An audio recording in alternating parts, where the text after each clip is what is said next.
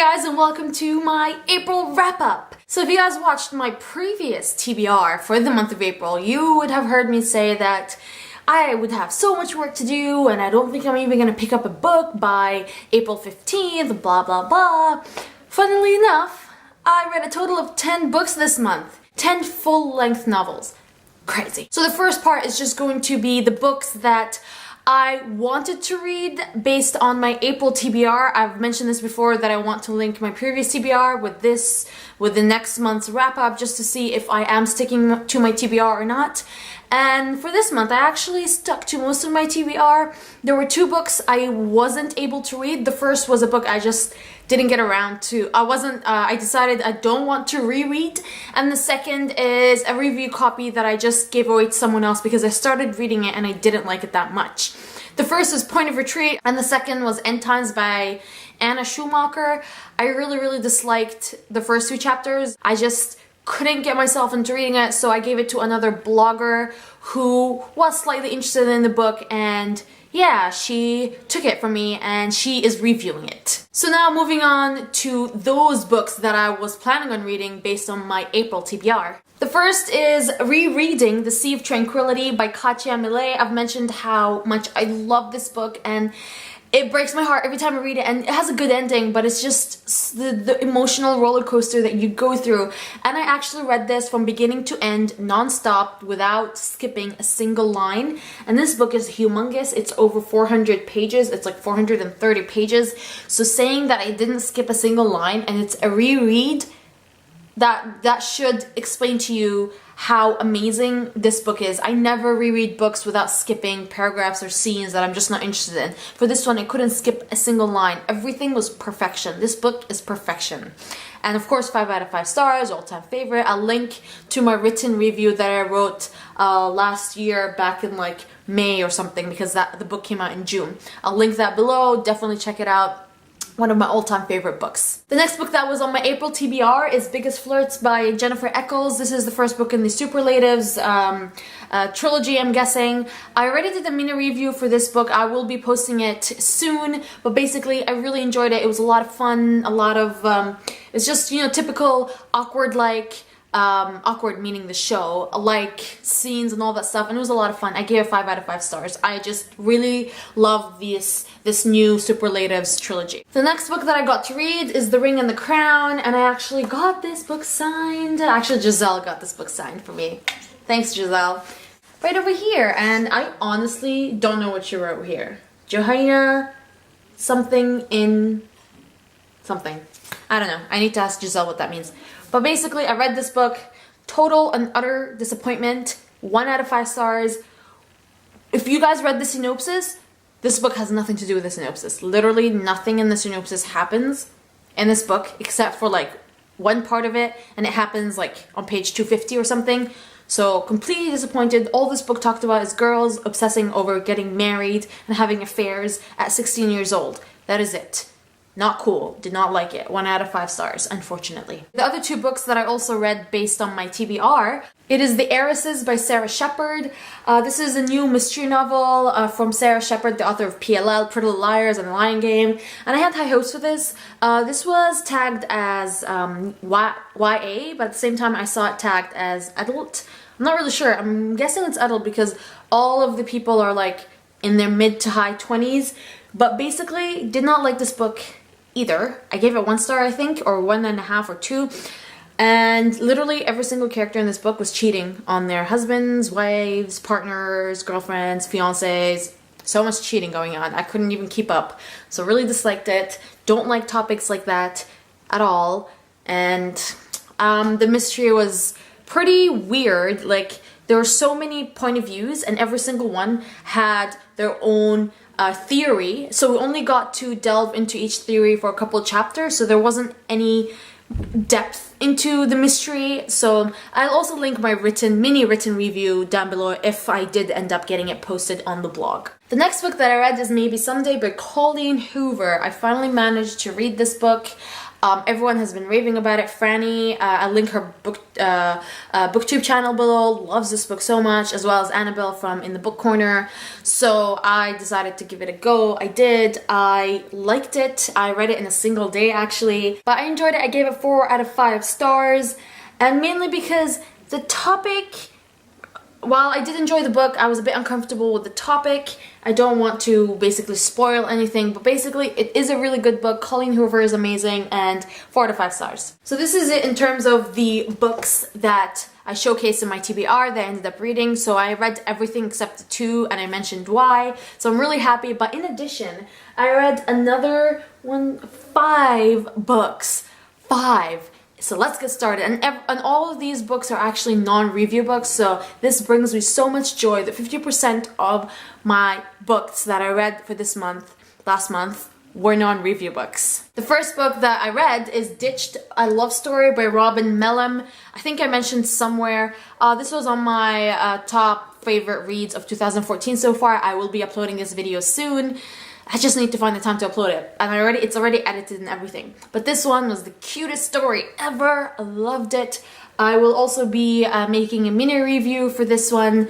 But basically, it's about a girl's prom night, and this is fast forwarded to the morning after the prom night, and you find her in this like 7-Eleven, and her dress is all like messed up and everything, and she's basically rehashing what happened in her prom night based on the stains on her dress, and they actually show you each stain, which I found to be pretty cool. So this is one of the stains, and I thought it was a really cute, laugh out loud book. Just loved it. Adorable. And 5 out of 5 stars. Oops, there's a review book in here, but I didn't consider it a review book because I was so excited for it. So 6 review books and 4 non-reviews, so cool. It's Empower by Jessica Shervington, the 5th and last book in the Violet Eden Chapters series. This book was big, first of all. It was over 400 pages. It was 475 pages, and I read it in like 3 days. I was in love. I'm in love with this series. The series was so good. It's a really cool twist on like angels, on like exiles, and you know, exile hunters that are called Grigory. It's very different from usual angel books. The author is actually Australian. I just really enjoyed it. I actually liked the next book better than the previous book. The first book I think I gave 3.5 stars, and this one is like 5 out of 5 stars. So good. Another book that I read was given to me by Lynn from Words of Mystery, and it is The Art of Lainey by Paula Stokes. I noticed that this book isn't even out yet, but I'm not really reading it to review it. I was just reading it because I really wanted to read it. And this is about a girl who gets dumped by her boyfriend, but then she wants him back, so she follows The Rules in the Art of War by Sun Tzu with her best friend. So basically she applies that to relationships and trying to get back her ex. And I thought it was a lot of fun, though. The writing was not addicting, but I wasn't immersed in the story. I would skip a couple of like, you know, monologues and descriptive paragraphs that I just didn't really enjoy. And the novel started actually, or kicked off like 70 pages or 80 pages into the actual novel, so I meant like the plot. And I don't know, I thought I had a lot of, it was boring at times, but it was still good. The second half was much better than the first half, and I ended up giving it 3.5 stars. 7 books were review and 3 books were non-review. Okay, wow. I don't know why I keep on like, I totally miscounted. I don't know, because there's so many review books that I've been like dying for that I didn't really count them as review books. And that book is We Were Liars by E. Lockhart. I just received this book 2 days ago, and I read it yesterday. I actually finished it like a couple of minutes before April 30th ended, and it's quite short. It's like 200, and over here it's like 227 pages, and I truly enjoyed this book, but it was like, oh, it was so confusing in the best way. And I really like the cover for this, especially this. So cool. But I have to say, this book was totally emotional for me. It's really emotional. This book was a total like roller coaster in terms of what the hell's going on. The writing is just addicting. Nothing like I've read before. I'm pretty sure it wouldn't really flow with a lot of people. A lot of people might not enjoy the writing, but I enjoyed it. I thought it was unique and different. And it just kept me going, like, what is going on? I need to find out. I really liked it, gave it 4 out of 5 stars. And it's really short, plus the cover is beautiful. So the last book, myself included with a couple of people, decided to read this book. It wasn't really a true read-along, but it got all of us to pick up the book, and I guess that's the whole purpose of a read-along. And that book is The Book of Blood and Shadow by Robin Wasserman. Wow. This book, I don't know how to describe it. It was amazing. I gave it 4.5 out of 5 stars. Could not stop reading it. Twist after twist, and I'm like, I expect everything to happen in this book because everything was so random and out of the blue, and I'm like, why are you trying to kill us, Robin, with your twists? But basically it talks about a girl, a high schooler, who is friends with a guy in college as well as his girlfriend. His girlfriend is basically her best friend, so they were all best friends and such. And she works for this guy translating Latin old scriptures and like letters and such, and they stumble upon something that would be considered like a big discovery in the historical community. But something happens and her best friend, the guy, actually is found dead in his house. He was murdered.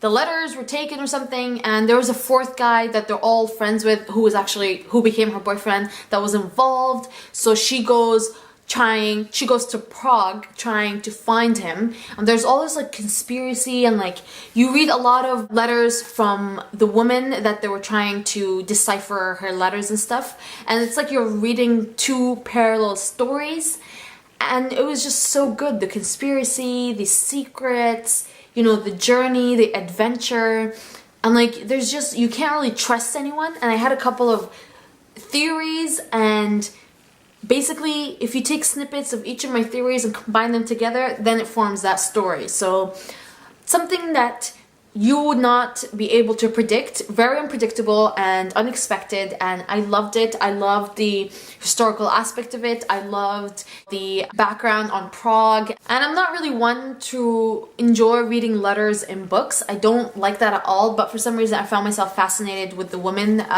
writing the letters. I just thought this book was totally unexpected and completely exceeded my expectations. Was not expecting it to be this good, and it is this good, and I want more people to read about it.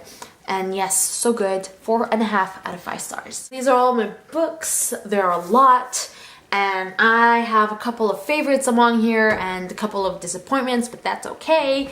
So it was a very successful reading month, I think, right? Watch out for my TBR, which I will probably upload the next day. Bye!